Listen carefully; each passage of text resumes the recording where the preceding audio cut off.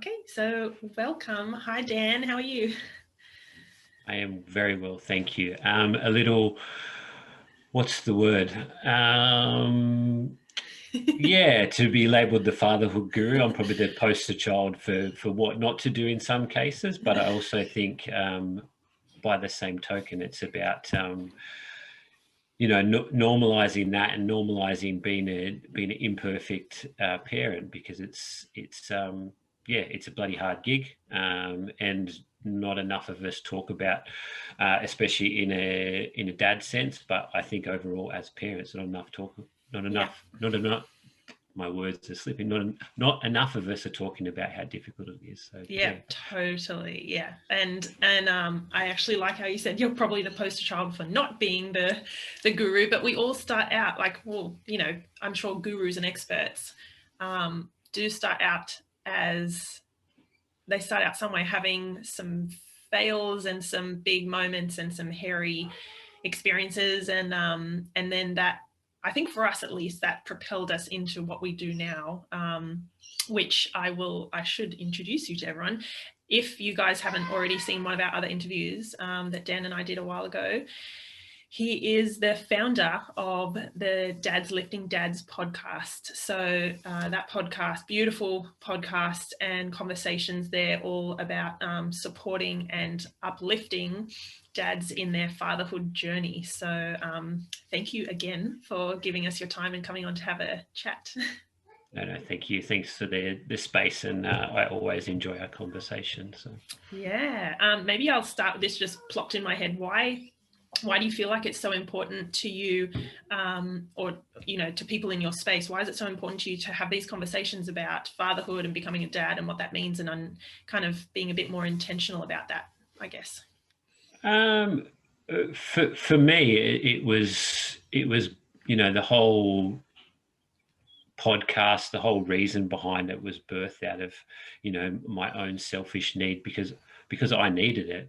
I needed to feel that I wasn't the only one going through the struggles of parenthood, the struggles of being a father. I had a lot of questions arise, and I talked about this the last time we were on. There was a moment a week after Betty was born where I just had all 30 plus years of suppressed emotions just purge out of my body, in just an emotional release. I was laying on the ground, in tears, balled up in a position on the floor, just purging these emotions. And I just, at that time, and I can't remember if I said it last time, but I held on to even telling Chrissy that for the best part of 2 to 3 years.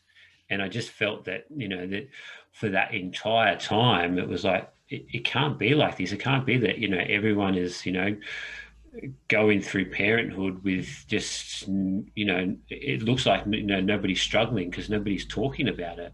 But the more and more I started these conversations, the more and more you realize that it's normal. It's normal to go through these struggles. It's normal to question whether you're going to be a good parent or not. It's normal to question whether you're going to ruin your child's life or not. Like, Yes. all of these things are normal. And it wasn't until, and that's it, I've been kind of journaling recently about the the experience of purging those emotions, and it wasn't until I began to talk about it that's when the true healing for me actually started. Like, I thought it was like, oh yeah, release the emotions, cool, I can now move on with life. But like, it wasn't until I verbalized it with Chrissy and discussed it with her that I was like, oh no, this is where the healing is. The healing is in actually talking about the experience. Yeah, that's massive. And I think for everyone who's just meeting you for the first time now, I should have said you're also a dad of two. So Dan has two little ones, Betty, who's 4 now. Is that correct? Yeah. And Yeah. Axel is, I want to say, 5 months. 6 Almost, months. yeah. No, almost 5 months, yeah. 5 months. Great. I got it right. So yeah, it is a massive journey. Kind of, it's almost like an inward journey of unpacking. Holy moly, this stuff's coming up for me, and this is hard, and this is messy, and this is not easy. And you don't always get that in in a job or in your workplace kind of thing. This is the one big I think having the family and having kids is something that really brings all this stuff up to the surface. So that's fun. Yes. Yeah. No, it is. It's kids hold a mirror up to you. Kids are just stand there with a mirror and reflect back at you. Yeah. And you have a choice to either to dive into that and to unpack what that is, or you have a choice to ignore it. And a lot of people ignore it because it's more comfortable to ignore it. It's more comfortable just to go, oh, well, it's actually the kid's problem and not my problem. But the reality is it's our problem, and our problem becomes our kids' problem.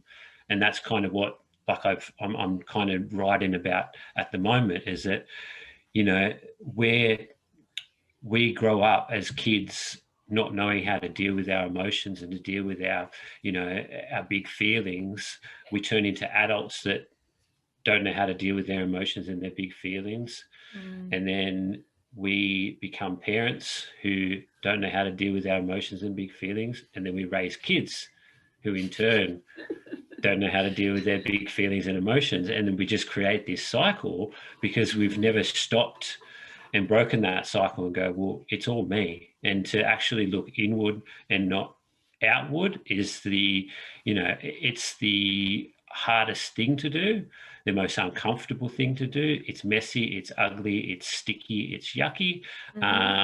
You learn so much more about yourself in those times, and it raises a lot more questions, and you never get them fully answered, but you just have to keep, it's all layers. You just keep going down layer until the core belief of a lot of people that kind of believe in the spiritual is that it's all about it's all about your inner child coming home. So, you're coming back to your heart center, and finding that place at home, and being able to be there. But most people have wounded inner child. There's trauma attached to it. There's all these things, right, that we suppress, we block out, we distract ourselves through, numerous things to avoid that pain. Yeah. And so I actually just had this conversation the other day, that we are, and a lot of people say we're kids in adults' bodies. How did you sort of delve into or discover about the inner child and that work, and going back into childhood and kind of unpacking what happened there? It was for me, it was a series of events that happened, and it culminated into me ending up doing a breathwork session with a mentor of mine.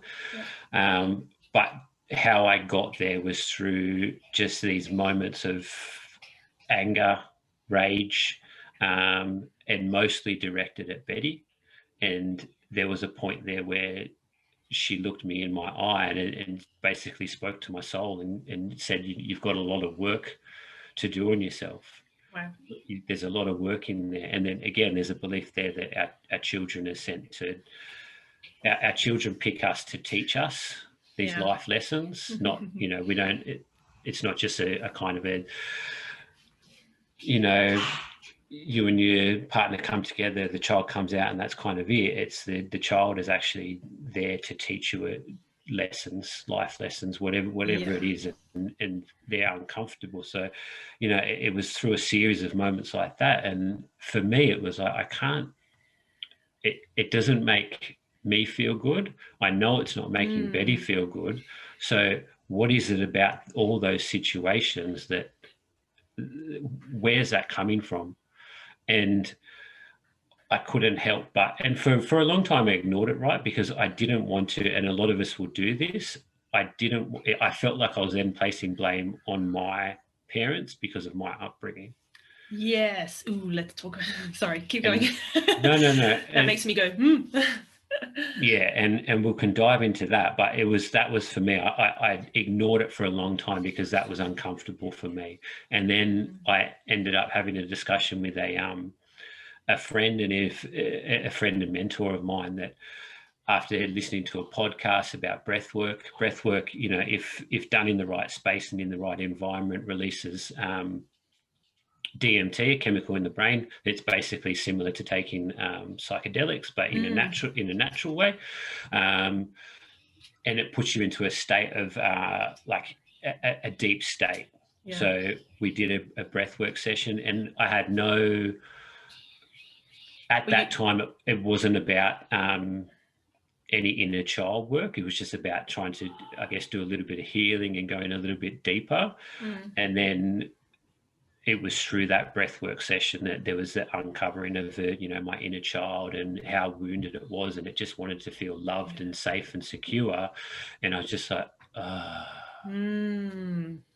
and that's then kind of started me on a real healing kind of journey from that. Yeah, that is so powerful. And I think, for me, breathwork is only really just the last 6 months kind of come onto my radar. And we both know I've got a friend who I went to school with, and she's now over in Dubai and does breathwork sessions. So that's been my first experience with her doing sessions on me, and releasing some of the stuff you just don't even know, like, is there in your on your subconscious or your unconscious. So that would have for sure brought up some big stuff. I feel like I've seen some pictures on your Instagram or somewhere of you in a session. Would that be right? Is that you? Yeah, no, I openly, shared those to be vulnerable and to share that experience. Because I just feel that, again, like I don't choose to share things to, I guess, air my dirty laundry or to it's not a focus on me, but it's so much of a focus on we need to start these conversations, and me, and there's pictures of me just lying on the ground with just tears streaming out my eyes. They're the ones I've seen. Yeah. And I know that will make a lot of people feel uncomfortable, but I also know a lot of people will relate to that. So, and those photos were taken, with my own permission. They were during this breathwork session, the first half of it, where it was just basically a shedding of all of this self-loathing, this hate, this shame, this just nothing but darkness on myself. It was just a shedding of that. And then had we taken photos throughout to the end of the session, it just would have been kind of love and light just shining through, because that's kind of the moment we got to it where I just felt whole and complete and just a pure love with myself. So I can't speak highly enough for breathwork. I can't speak highly enough for going and doing the work where you feel you need to do the work. And I don't want anyone to kind of jump straight into a breathwork session without doing a lot of kind of pre-work before you get there. Because it's it can uncover some it can uncover lots of different things, and if you're not ready to address those things, it's very hard to ignore them. I was going to say, if you're not ready to I guess see and experience what comes up, then it's going to be a pretty hairy emotional time. So I think it's really good advice. I've seen a little comment from Crystal on Facebook, and she said, yes, please go into the parent part more. I feel like I offend my parents and my in-laws when I try to explain emotional intelligence. And that is something that I've even had conversations with my parents about, and because I openly speak about my parts of my childhood that that did shape me into who I am now, or who I was, well, both. And I speak about how that I had a strong anxiety that caused me to really have massive fight flight kind of responses. It was actually the faint freeze, I actually fainted. So it was a really strong response because of the anxiety I felt, and the threat and the pressure of the social social situations. And yet in my childhood, I had a great childhood. My parents, luckily, I was lucky, they stayed together. My brother and sister and I were able to, we did relatively well in school. We were able to go to university, and each of us did. Like, we didn't have any, what I call like capital T trauma happen in our family. So I speak about how I am now and how my childhood affected me, but I also am conscious, and I've had conversations with my parents where they have said, oh, like, have we failed you? What did we do wrong? And what did we miss out on? And I'm like, no, I was very good at masking it and covering it up and being the good girl. And obviously I couldn't because I had those effects. But I guess, I don't know, can you speak to kind of that, the childhood, the parent part, and how, how we don't want to blame our parents. Like, no one wants to do that. Everyone has done and is doing the best they can with the tools they have. But we do see there are impacts of the way, we're sort of shaped. Does that make sense? Yep. No, 100%. And it starts with, so we don't want to blame them, but we want to normalize these conversations. And that's where it starts with. Yes. So the reason our parents feel blamed is because we come from one perspective, which has a lot of knowledge behind it now, because there's many years and many generations of kind of research there to back up what we're talking about. They come from this place and space where this stuff wasn't known. Emotional intelligence wasn't around. Trauma, if it was discussed, it was capital T trauma. So violence, like sexual abuse, all of that. Yeah. All of that stuff. Right. And it's about normalizing that conversation. And I just, I finished a documentary a couple of weeks ago, Gabor Mate, Wisdom of Trauma, The Wisdom of Trauma. And, he kind of starts basically talking about trauma in when you're a baby. We've normalized, I guess it's called the cry out method. So in the aid of sleep training, we've normalized trauma. So that baby's already experienced trauma because we're, taking, and, I'm not here to judge. If you want to, whatever method that works for you, whatever method that you want to, path that you want to go down that. That's, I'm not you. I'm not the parent of your children. I don't have your beliefs or whatever, but it's he talks about that's where trauma can begin in childhood. As a parent, you're doing it because, I want to look after my baby. I want to make sure, they're sleeping. I want to make sure we've got a good routine so I can sleep, and I want to look after my own health. So it comes from a good place, right? And it's the same with our parents. Everything they do comes from a good place, but it can have impacts and effects. Like, like I said, I'm currently doing a lot of writing. And, one of the things that have come up, and I talked about this last time, but I didn't dive into too much of kind of the meat on the bones, was, growing up, I only saw my dad cry twice. One time he hid in the backyard, the other time he apologized and walked away. So in that moment, I can only assume my dad was feeling shame, weak. Like flawed, like embarrassed, shouldn't be doing. As a child, I saw my dad hurting. I was just like, man, he's crying. He must be hurting. So I didn't see any flaws in that. I just saw my dad's hurting. I want to help him. So, and then as kind of, just through childhood, my parent, if I cried, my parents never told me I was a girl. I never had those negative connotations towards it. But because of what I saw my dad do, I then had these feelings towards, if I was crying, I'd suppress it. I'd walk away. I'd bottle it up. I wouldn't show the emotion. And it wasn't because my dad was saying it. Kids, and we all know this as parents, the parents watching, right? You could say a thing 1,000 times and your kid won't listen. But if you do something, your kid will copy you.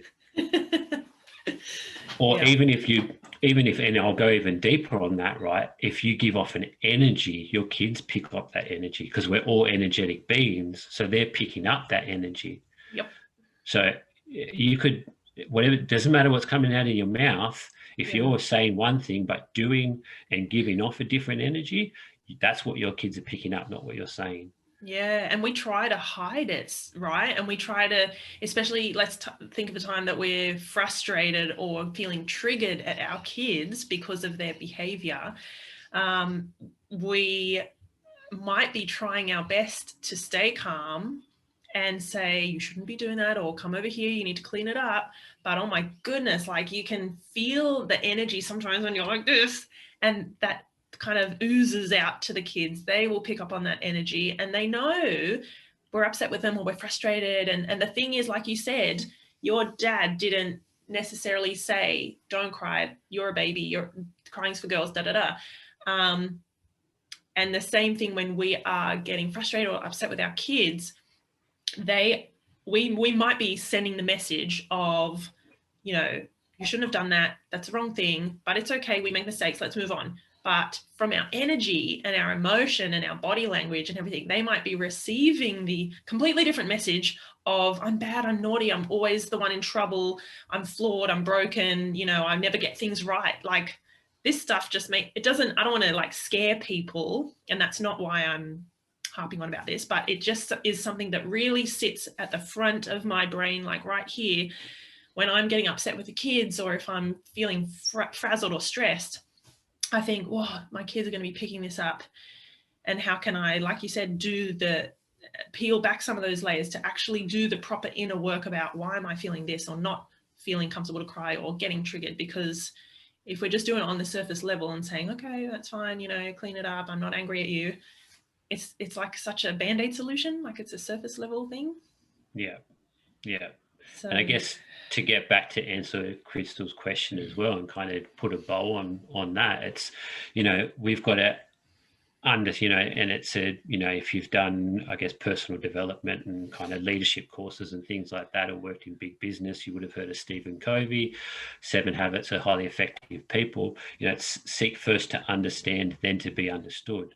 So why our parents, you know, why did our parents parent the way they did? You know, typically societal, generational, cultural. So they're typically the 3 reasons. So, you know, that's, you know, we can say that was the, you know, the reality is that was the way it was back then. And this is the way it is now. We can have a conversation about it and an open discussion about it, and we can disagree about it. And that's okay. But we're not, you know, come from a place of understanding, you know, your parents. And when you have a conversation with them about it, it's not pointing the finger and blaming them. You know, they've done nothing wrong. Like I said, most parents, and it's even the way now, we parent from, you know, a place of love, a place of compassion, and we genuinely think we're doing the right thing. We genuinely do. yeah. But as a kid, and you know, you said it yourself, right? You know, we're a lot more clued on than probably we give even our kids credit for, because they can pick up so much, they can hide so much, they can mask so much. And it's not through, you know, having those conversations, it's just through doing and feeling and that energy that flows around. It's just like understanding all of that and understanding that, you know, we just need to normalize these conversations around trauma, around mental health, around domestic violence, around, you know, equality in the workplace. Normalize all these conversations and not make it taboo anymore. Because if we continue to think these conversations are taboo, we will continue to avoid. It's because it's uncomfortable, right? Again, so we avoid it. It's uncomfortable, I'll avoid it. And if the longer and longer we avoid things, the further and further we're going to go as a society to never solving these, you know, and I'm not going to say problems, but to normalizing these situations and conversations, and to be able to get better and learn from them. Yeah, 100%. And I think that's the that's going to be one of my big takeaways from this, just this one conversation alone, is that to normalize this stuff that we're talking about, and the feelings that come up, the struggles that we have, parenthood, being a father, being a mother, like all of that stuff, just to normalize and bring it up to the surface, so that we're not squashing it down, as many of people who've come before us have. So I wanted to ask a little bit about what do you think, or what is, from your experience, your own, but maybe you've had conversations on the podcast as well. What do you think are some, I guess, common growth areas / weaknesses? I don't want to say weaknesses, but just areas where men could grow or do a bit of the work. I don't like using that word weaknesses, but what are some things that men, some areas in which you think they can, start to sort of do some of the work? The big one is, and I think we've got to, along with normalizing the conversation, it's okay to call, to not feel comfortable about calling things certain things. So if we want, we can label it as a weakness, and that's okay. But it's also okay to, like, it's a learning opportunity. Call it whatever it is, right? But it just having the conversation itself is such an important thing. So showing emotion is a big one. Showing emotion is probably men's biggest struggle. Yeah, can we delve into why, or why do you think that is? That just showing the emotion, either the facial expression or the tears or the noise, that kind of guttural stuff. Why is that? Why do men feel that needs to be sort of restrained or suppressed a little? It goes back to, like, it's difficult to do it because it puts us in a place of vulnerability. And as men, we typically, and this was coming from my spot, we think that vulnerability is a sign of weakness. We think vulnerability is a sign of we're not strong enough, we're not man enough, we're not tough enough. Not enough, being not enough of a man, whatever that equals or doesn't equal, so it really shines a light on the, it hits at the ego for a man. And both men and women have an ego. Men typically, that ego comes up, and when it masks a lot of things. The emotion is a big one. So that we put the wall up because we want to be stoic, we want to be strong, we want to be tough. And if we show emotion, typically what we call, even anger. For me, I didn't want to show anger because I had shame and guilt attached to showing anger. Okay, because I would say that's probably not across. I mean, this is me just assuming. So let's put that out there. But let's say for my husband, he's Portuguese, so he comes from that culture and that family culture of being loud, and if you're angry, you show it, and you blow up, or you say what's on your what's gone wrong, but then you move on. Like you at least address and move on. So very different to me, who's like, oh, don't get angry, don't show those emotions. So I guess it's different across different men, obviously, but for you, even showing anger or rage or frustration, that didn't feel okay to you. Yeah, because I can maybe point out the difference there. So for your husband, I say that's cultural conditioning. So he felt okay with showing anger because that's he kind of grew up in terms of, that was the culture. Generationally, would have seen his parents do it. So for me, my shame and guilt attached to showing anger was, again, it was generationally. So my parents, we didn't show emotion in my household. So if we were angry, we didn't show it. If we were sad, we didn't show it. If we were happy, we didn't show it. We were emotionless, so my wife, Chrissy, that drove her up the wall.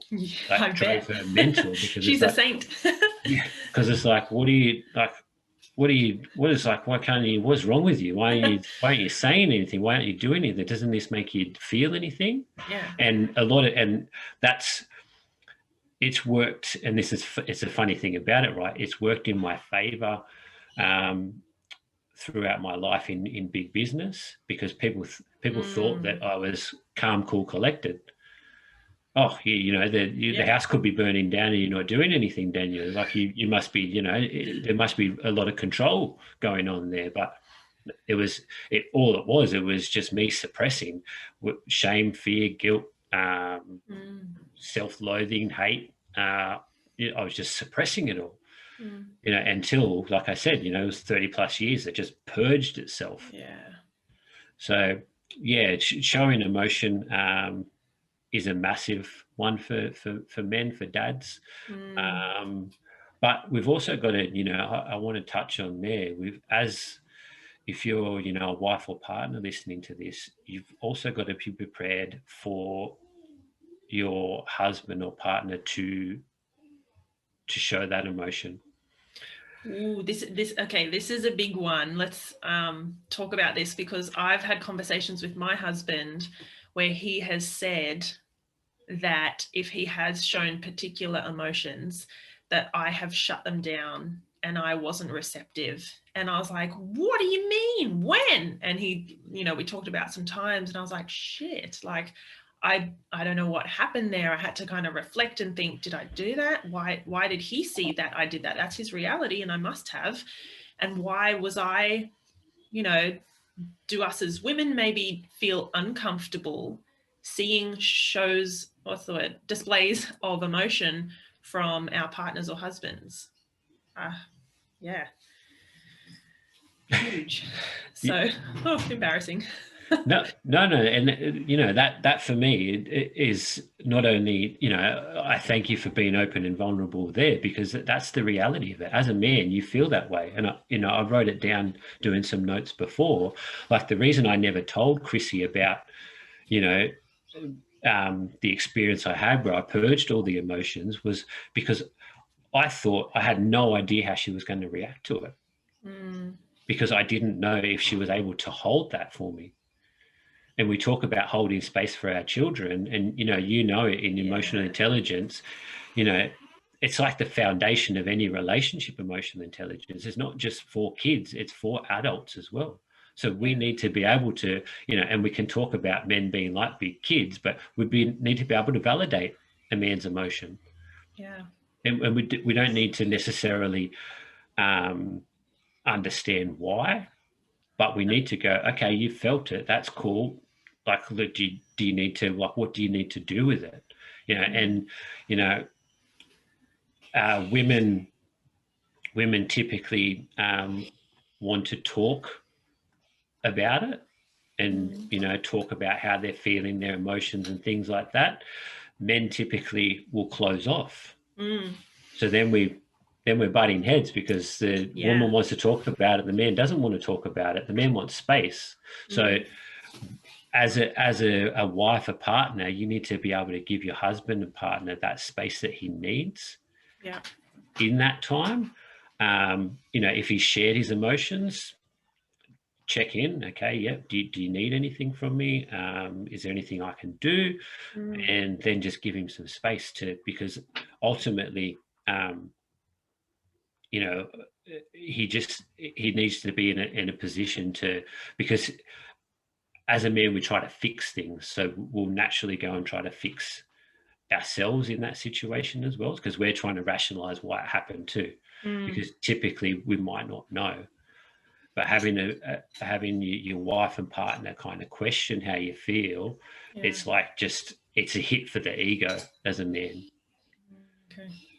So, yeah. Yeah, and I think you said, that holding space approach to, and I talk about it so much with kids and forget that we need to do it with other adults and other people our age, particularly with husbands and partners, that that approach of allowing that time and the space and the moment, however long that lasts, for the other person to be going through whatever's happened to them or however they're feeling, letting that come up, and without judgment is the big, without trying to fix or trying to judge or say, well, he shouldn't have, don't, you're making a mountain out of a molehill, or I don't have any sticky tape, sorry, it's inside, go inside. But yeah, without judgment, and just letting that sort of flow in whatever way it needs to, because I think, yeah, I also fall into that trap of trying to fix and try and help, and well, very often people don't need that. They just want an ear or to release or vent, or, you know what I mean? Get that, let that out. Yeah, is what I'm trying to say. Yeah.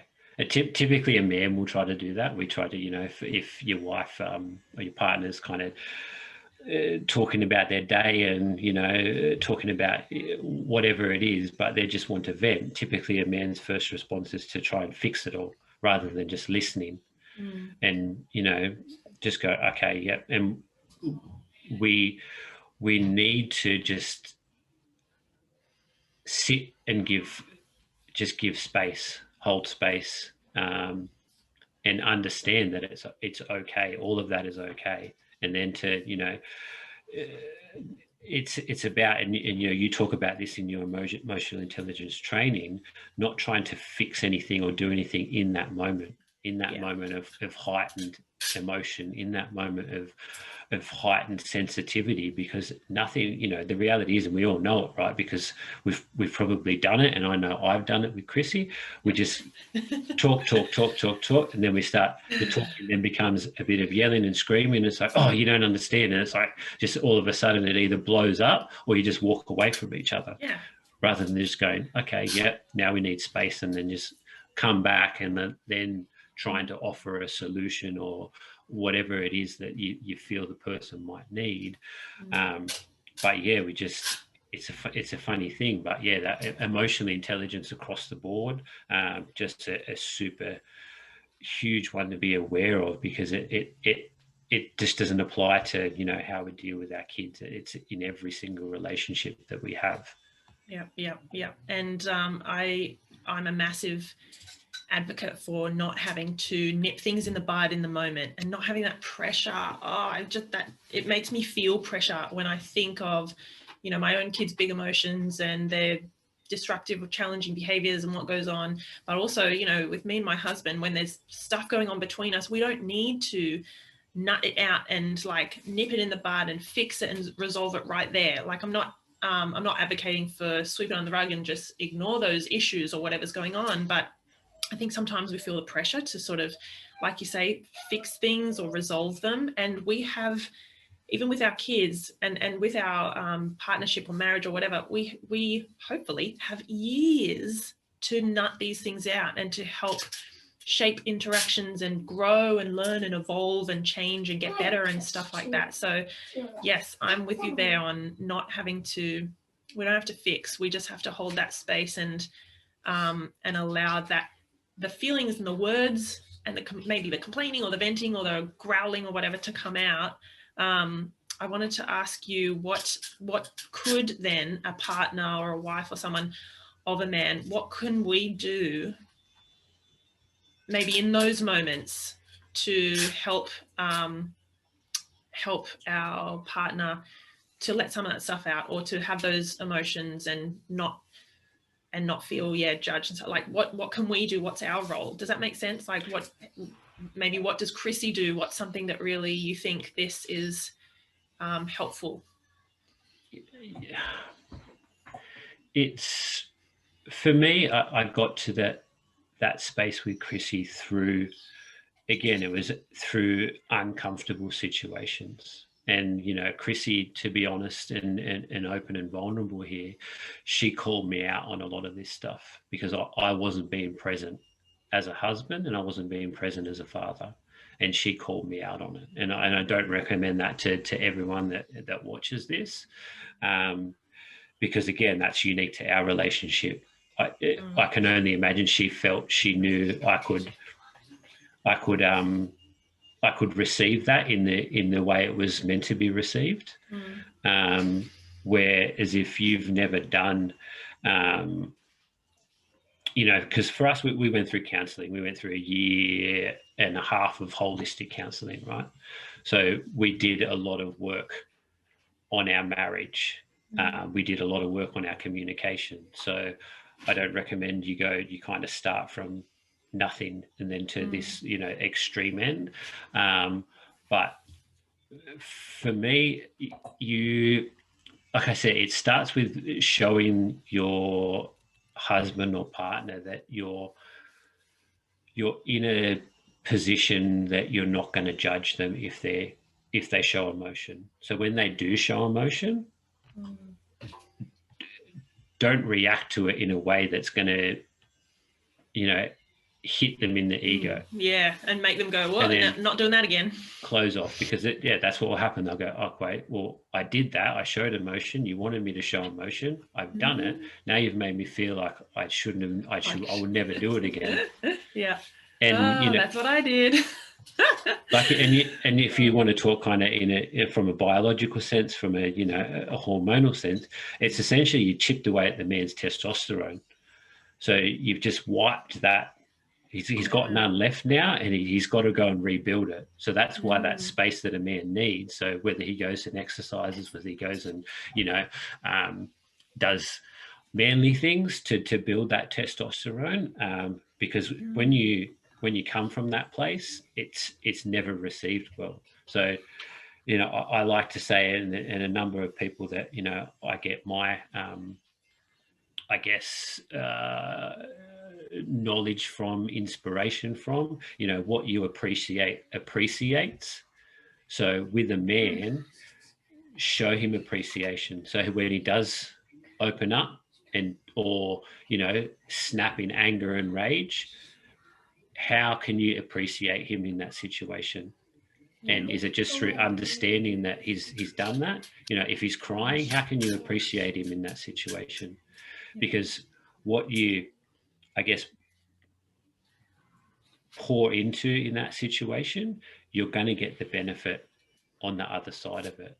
But if you come at him like a child, like he's, you know, he's done something naughty, if he's done something wrong, that you've shut the door on it, and there's no coming back from that, probably for a long time, until he feels like he's ready within himself, safe as well to try that again, do that again, open up again, and show that.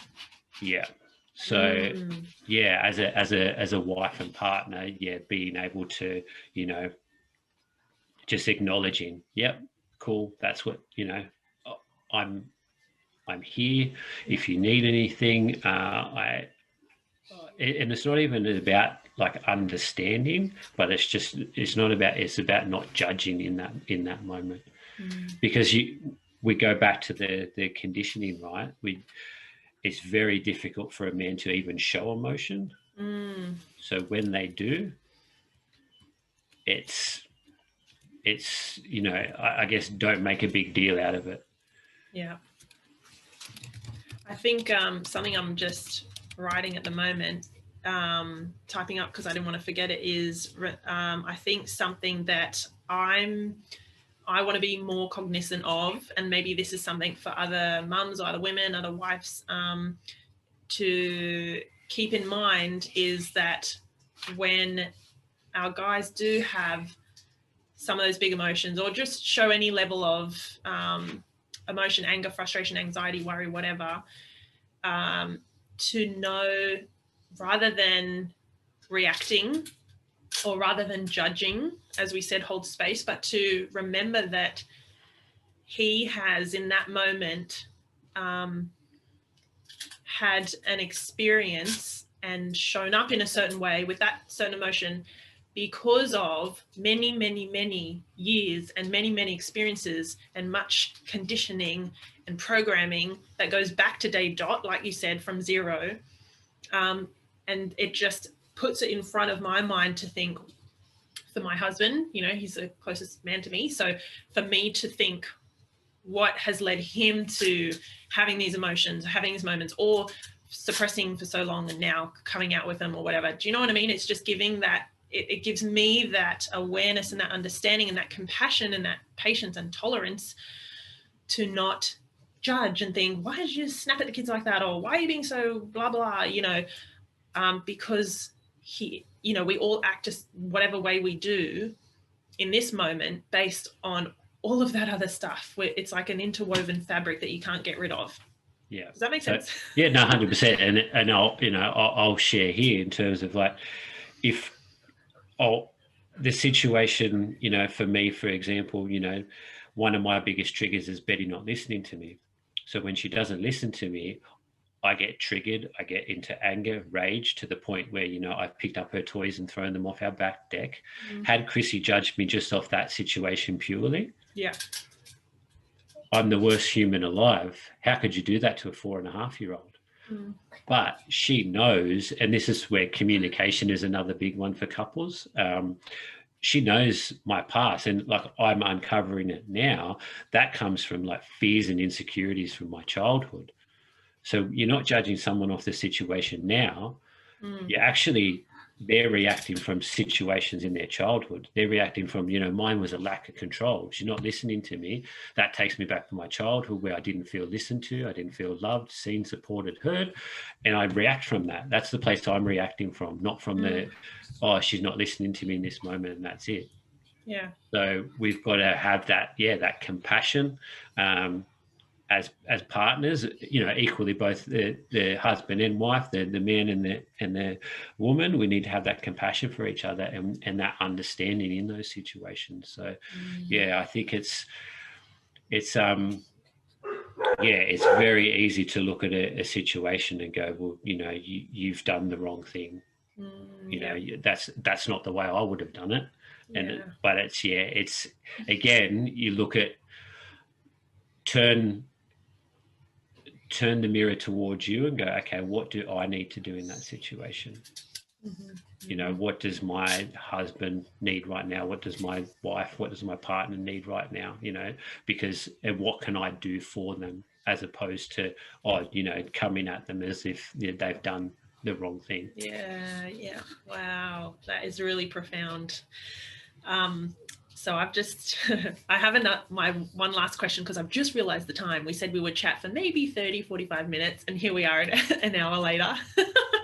But I wanted to ask, what then could we do for our boys? And I know you have a very little boy, but he will grow up to be a big boy and a teenager and a man. What can we as parents, what do you think we should be doing, or maybe not doing, for our boys in terms of their emotional awareness and emotional intelligence? I think it goes to, I don't think we should try not to do anything, like try not to do anything. It's about doing everything. So if you do something like that, if you grab a toy, if you throw it off the back deck, it's then owning that mistake with your child.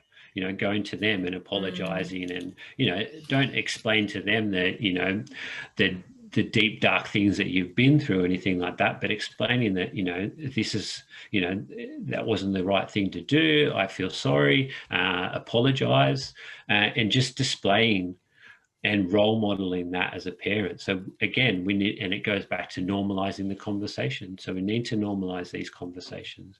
Do you want to be a parent that a dad that grows up, and if your boy falls over, man up, stop being a girl, stop crying, or do you want to go, okay, yep, I understand, are you okay? Do you need anything? Coming from a place of love and compassion, because that role modeling, that cycle that I talked about earlier, if we don't break the cycle, our kids will follow that cycle. And we're essentially burdening our children with that. If we don't fix our trauma, we pass on trauma. So it's about passing on healing through generations, not trauma. So we've got to stop talking about, not stop talking about trauma, because we need to talk about trauma, but we've got to stop passing that down. We've got to stop ignoring it. We've got to stop sweeping that under the rug. We've got to stop glazing over that as if it's not a thing. We've got to have these conversations. Yeah. We've got Wow. to, as parents, as dads in particular, we've got to be present with our kids. Stop being so distracted. Our kids aren't there as our kids aren't there because, to distract us. Our kids are there because, they need us. Our kids need us. And we need to show them that, how to be adults. We need to display that. So I think we've got to stop avoiding all of the yucky, uncomfortable things. We've got to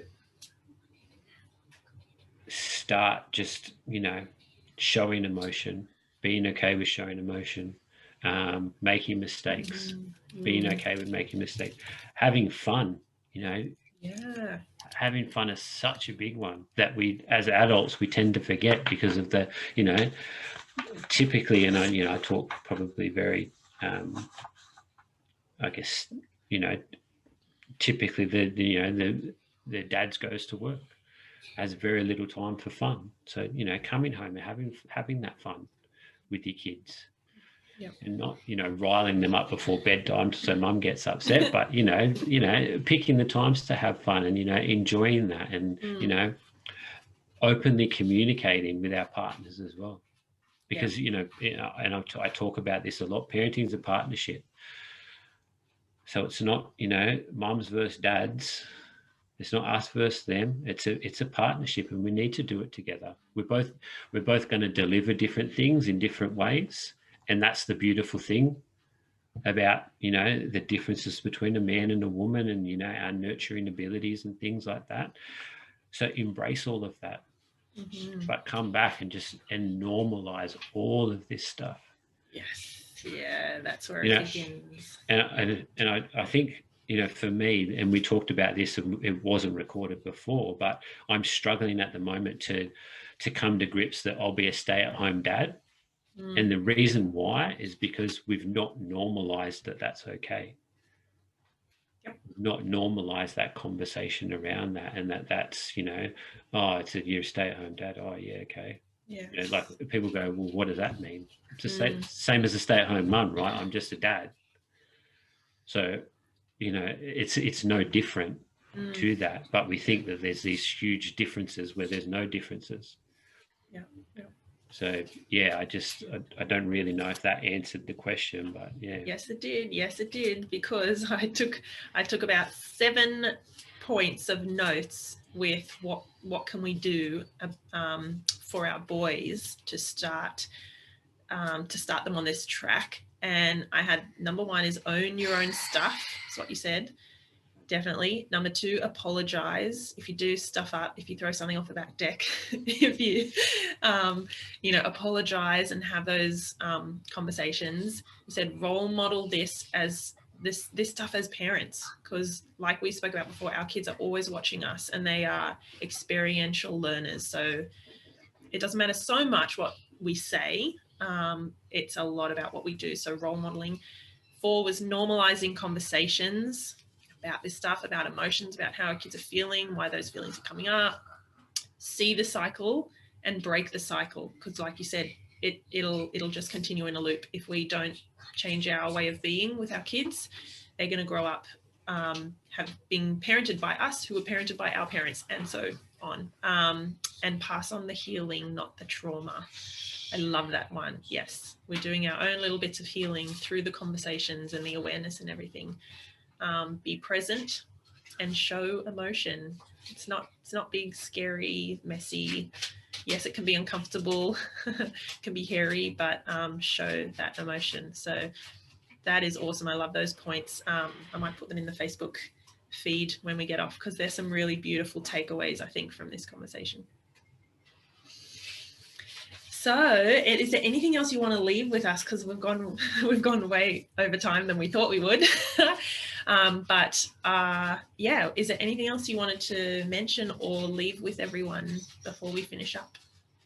I just might check my notes to see if there's anything. maybe whilst you check your notes, I'm just going to remind everyone, Dan's podcast is called Dads Lifting Dads. So you can find that on anywhere. I guess you can find the good podcast stuff, those platforms. So go and check in his podcast. And also he's on Instagram and Facebook, obviously. So I'll put all his links in the Facebook description when we hop off in a minute or two.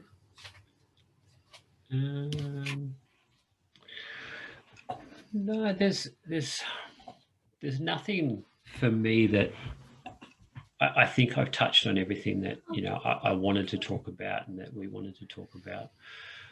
But now I'm gonna have to clean it just as I guess as parents, in particular dads, to just know that it's all of this is okay. You know, for me, and you know, the big I guess the message behind Dads Lifting Dads is, you know, there's strength in vulnerability. So, you know, we've been led to believe that, you know, vulnerability is such a weakness, but that's truly where the strength lies. And I think when you begin, and I said this earlier, when you begin to start speaking about those experiences, and I'm not saying I don't want anyone, you know, to feel like they have to follow in my footsteps in terms of being as open as I am, because it's what you need to do for you and for your family. But for me, that's where all the healing began, when I started opening up these conversations.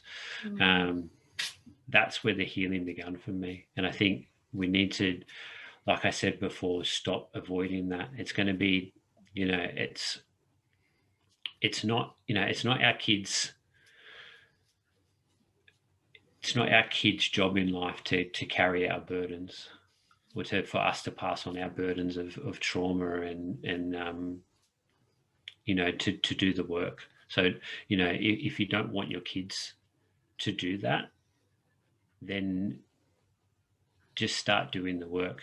And it's difficult. It's not easy. It's not fun. It shines a big spotlight on big spotlight on some ugly things, right? But by the same token, I'm so grateful that I started doing it.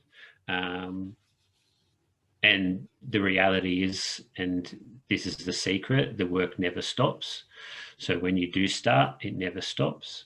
But by the same token, and I truly believe this, you can ignore it for a long time, you can suppress it for a long time, but at some point it will surface. You know, I'm a big believer in the universe, and at some point the universe will call you to action. Yep. And it will be because you've avoided it for such a long time. Yeah. So start now or start later, but you'll have to start. And you won't and like I said, it's hard to, when you start to not keep going, and to kind of put that back in the box and suppress it. So be aware of that. It's not easy, but you know, there's plenty of people now. You know, one thing when Betty was, you know, born 4.5 years ago, and I don't know, it's because I wasn't aware of it, but I was desperate for spaces like this to have a conversation. I was desperate for it. And the beauty of it now is that there is so many people that I'm connected to, and so many people online that you can reach out to that will be able to, you know, to be able to help you on that journey. Yeah, for sure. There's so much out there. There's so much support, and so many people like us who are talking about this stuff and giving, you know, putting the word out there, showing you how you can do the work. And I just think this is, like you said, it's not always easy, but it is so worth it. I'm just getting, I know I saw you bump your head on the door handle. I think that's a good time to finish up. Come on my lap. So I thought she was secretly heading out and bumped her head. Oh dear. So what I want to say is, let me take these out so I can hear you. There we go. A massive thank you so much for your time and being so open and vulnerable, because that does, we know, take courage. I love Brené Brown's work, so we know the vulnerability, and what you spoke about today is it takes a lot of sort of strength, and I'm sure it's helped way more than just one person, but even if it did help one person, then that is more than enough. So thank you for sharing your message and your work, and I would encourage anyone to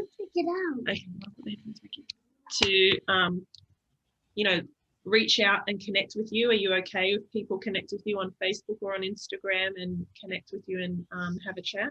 Yeah, of course. And for me, thank you for this space, because it provides me the platform to be able to share and to be open and vulnerable. And always, always available for people to reach out and to start the conversation with me. So yeah, please, if you feel compelled, if this resonated with you, if you are unsure of what to do, then yeah, please reach out. Yeah, cool. And I think even just you sharing the way that you started the work and delving into this stuff, for some people who are interested or on the fence or realizing that they want to do some of this, I think that's a beautiful place to start, just reaching out, having a conversation and going from there. So I will put all your links and stuff in the Facebook description and on YouTube as well, so you guys will be able to catch Dan and connect with him. So until next time, I'm sure there will be next time, we'll have another discussion, another chat, and yeah, it's just such really powerful, profound stuff that you share, and I can't really overstate that, can I? Yeah, that's the right one. Overstate. Anyway, so thank you, and yeah, I'll let you go. Beautiful. Thank you. All right, thanks everyone.